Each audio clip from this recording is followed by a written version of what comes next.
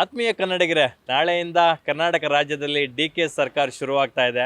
ಅವರ ಡಿ.ಕೆ ಶಿವಕುಮಾರ್ ಅವರ ಪದಗ್ರಹಣಕ್ಕೆ ಕೌಂಟ್ಡೌನ್ ಕೂಡ ಶುರುವಾಗಿದೆ. ರಾಜ್ಯದ ಮೂಲೆ ಮೂಲೆಯಲ್ಲಿ ಕೂಡ ಅವರ ಬ್ಯಾನರು ಫ್ಲೆಕ್ಸ್ಗಳು ರಾರಾಜಿಸ್ತಾ ಇದ್ದಾವೆ. ಅಫ್ಕೋರ್ಸ್ ಅವ್ರಿಗೆ ಯಾರೆಲ್ಲ ಕ್ಲೋಸ್ ಇದ್ದಾರೆ ಆ ಸರ್ಕಲ್ನ ಮಾತಾಡಿಸುವಂಥ ಕಾರ್ಯ ನಾನು ಮಾಡ್ತಾ ಇದ್ದೀನಿ. ಈಗಷ್ಟೇ ಡೈನಾಮಿಕ್ ಇರೋ ದೇವರಾಜ್ ಅವ್ರನ್ನ ಮಾತಾಡ್ಸ್ಕೊಂಬಂದೆ.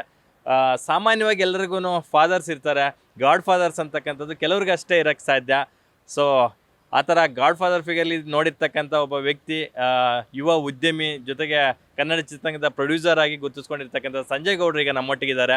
ಡಿ.ಕೆ ಶಿವಕುಮಾರ್ ಅವರೊಟ್ಟಿಗೆ ಅವರ ನಂಟು ಹೇಗಿದೆ, ಸೊ ಅವರು CM ಆಗ್ತಿರೋದು ಇವ್ರಿಗೆ ಎಷ್ಟು ಖುಷಿ ಇದೆ ಅನ್ನೋದ್ರ ಬಗ್ಗೆ ಮಾತಾಡ್ಸೋಣ. ಹಾಯ್ ಸರ್, ಎಷ್ಟು ಖುಷಿಯಾಗಿದ್ದಾರೆ ಈ ಕ್ಷಣಕ್ಕೆ? ಶುಭಗಳು ಗಳಿಗೆ ಬರ್ಬೇಕಾದ್ರೆ ಯಾರು ತಡಿಲಿಕ್ಕೆ ಸಾಧ್ಯ ಇಲ್ಲ. ಆ ಗಳಿಗೆ ಆ ಮುಹೂರ್ತ ಯಾವ ಕಾಲಕ್ಕೆ ಬರಬೇಕೋ ಬರ್ತದೆ ಅಂತ ನಮ್ಮ ಡಿ.ಕೆ ಸಾಹೇಬ್ರು ಏನು ಹೇಳಿದರು ಆ ದಿನ ಇವತ್ತು ಬಂದಿದೆ ಅಂತ ಹೇಳಲಿಕ್ಕೆ ಇಷ್ಟಪಡ್ತೀನಿ. ಎಲ್ಲ ಡಿ.ಕೆ ಶಿವಕುಮಾರ್ ಅವರ ಅಭಿಮಾನಿಗಳಿಗಾಗಲಿ, ಕಾಂಗ್ರೆಸ್ ಕಾರ್ಯಕರ್ತರಿಗಾಗಲಿ, ಇಡೀ ಸರ್ಕಾರದ ಎಲ್ಲ ಸಿಬ್ಬಂದಿಗಳಿಗಾಗಲಿ ಭಾಳ ಸಂತೋಷ ಆಗಿದೆ. ಆ್ಯಂಡ್ ನನಗೆ ಇವತ್ತು ಬೆಳಗಿಂದ ಹಲವಾರು ಜನ BJP ನಾಯಕರು, JDS ನಾಯಕರು ಕೂಡ ಕಾಲ್ ಮಾಡಿದರು. ನಮಗೂ ಕೂಡ ಸಂತೋಷ ಆಗಿದೆ. ಡಿ.ಕೆ ಶಿವಕುಮಾರ್ ಅವರು ಮುಖ್ಯಮಂತ್ರಿ ಆಗ್ತಾ ಇರೋದು ಒಂದು ಹೊಸತನ ತರ್ತಾರೆ ಗ್ಯಾರಂಟಿ ಅನ್ನೋ ನಂಬಿಕೆ ಎಲ್ಲ ಕಾರ್ಯಕರ್ತರಲ್ಲಿದೆ ಹಾಗೂ ಎಲ್ಲ ರಾಜ್ಯದ ಜನತೆಯಲ್ಲಿದೆ ಅಂತ.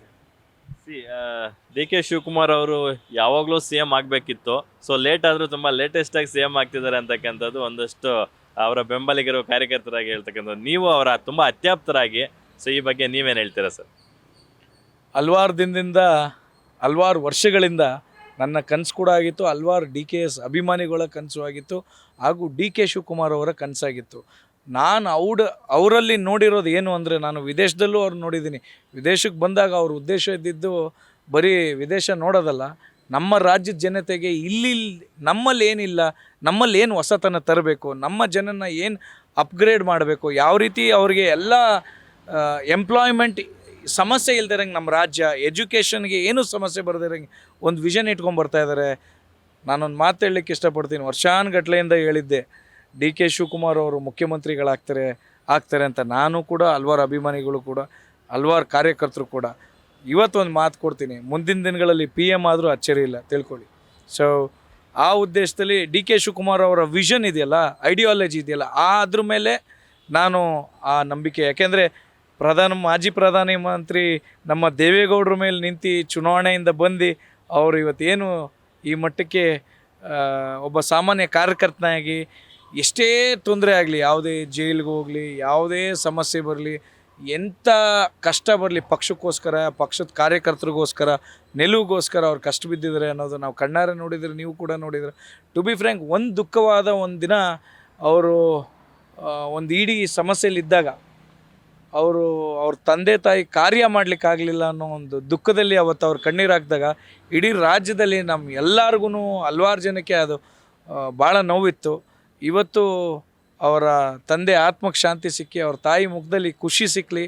ಆ್ಯಂಡ್ ಯಾವಾಗಲೂ ಡಿ.ಕೆ ಶಿವಕುಮಾರ್ ಅವರು ಆರೋಗ್ಯವಾಗಿದ್ದು ಅವ್ರ ಕನಸೆಲ್ಲ ನನಸಾಗಲಿ. And thank you so much ಎಲ್ಲ ಮಾಧ್ಯಮ ಮಿತ್ರರಿಗೂ. ಯಾಕೆಂದರೆ ನೋವು ತೋರಿಸಿದ್ದೀರ, ಖುಷಿನೂ ತೋರಿಸಿದ್ದೀರ, ಡಿ.ಕೆ ಶಿವಕುಮಾರ್ ಅವರ ನಡೆನೂ ತೋರಿಸಿದ್ದೀರ, ಅವರ ಕೆಲಸನೂ ತೋರಿಸಿದ್ದೀರ. ಥ್ಯಾಂಕ್ ಯು ಸೋ ಮಚ್ ನಿಮ್ಮೆಲ್ಲರಿಗೂ. ಆ್ಯಂಡ್ ಮನ್ಸರೇ ಹೇಳಬೇಕು ಅಂದರೆ I am not able to ಖುಷಿನ ಯಾವ ರೀತಿ ತೋರಿಸ್ಕೊಳಕ್ಕಾಗ್ತಿಲ್ಲ. ಅವ್ರು ಒಂದೇ ಮಾತು ಹೇಳಿದ್ದು, ನನಗೆ CM ಆಗಿದ್ದೀನಿ ಅನ್ನೋ ಒಂದು ಖುಷಿ ಅಲ್ಲ, ಜನರು ಸೇವೆ ಮಾಡಲಿಕ್ಕೆ ನನಗೆ ಅವಕಾಶ ಮಾಡಿಕೊಟ್ರಲ್ಲ ಜನ, ಇದು ನನ್ನ ಖುಷಿ ಅಂದರು. ಆ ಮಾತನ್ನು ಕೇಳಿದಾಗ ಪ್ರತಿಯೊಬ್ಬ ಯುವ ನಾಯಕರಿರ್ಬೋದು, ಯಾರೇ ಇರ್ಬೋದು, ಒಂದು ಪಟ್ಟ ಮುಖ್ಯ ಅಲ್ಲ, ಜನರು ಸೇವೆ ಮಾಡೋ ಅವಕಾಶ ಮುಖ್ಯ. ಆ ಅವಕಾಶನ ಸರಿಪಡಿಸ್ಕೊಂಡು ಯಾವ ರೀತಿ ಜನರಿಗೆ ಒಳ್ಳೆಯದು, ಎಷ್ಟೇ ಟೀಕೆ ಟಿಪ್ಪಣಿ ಎಲ್ಲ ವಿರೋಧ ಪಕ್ಷದವ್ರು ಎಷ್ಟೇ ಅವ್ರ ಬಗ್ಗೆ ಮಾತನಾಡಿದ್ರು ಎಲ್ಲರನ್ನೂ ಸ್ನೇಹದಿಂದ, ಪ್ರೀತಿಯಿಂದ ತೋರಿ ಯಾವಲ್ಲೂ ಹೇಳ್ತಾ ಇರ್ತಾರೆ, ಡಿ.ಕೆ ಶಿವಕುಮಾರ್ ಅವರು ಟ್ರಬಲ್ ಶೂಟ್ರು, ರಫ್ಫು, ತುಂಬ ಗಟ್ಟಿ ಅಂತಾರೆ. ಅವ್ರ ಜೊತೆಲಿದ್ದವ್ರು ಗೊತ್ತಿರುತ್ತೆ, ಅವ್ರ ಜೊತೆ ಒಡನಾಟ ಇದ್ದವ್ರು ಗೊತ್ತಿರುತ್ತೆ ಅವರೆಷ್ಟು ಮೃದು, ಅವರೆಷ್ಟು ಒಳ್ಳೆ ಒಂದು ಮಗುವಿನ ಮನಸ್ಸು ಅಂತ ಯಾರು ಅವ್ರ ಜೊತೆ ಕ್ಲೋಸ್ ಆಗಿರೋರಿಗೆ ಗೊತ್ತಿರುತ್ತೆ ಅಂತ ಹೇಳಕ್ಕೆ ಇಷ್ಟಪಡ್ತೀನಿ.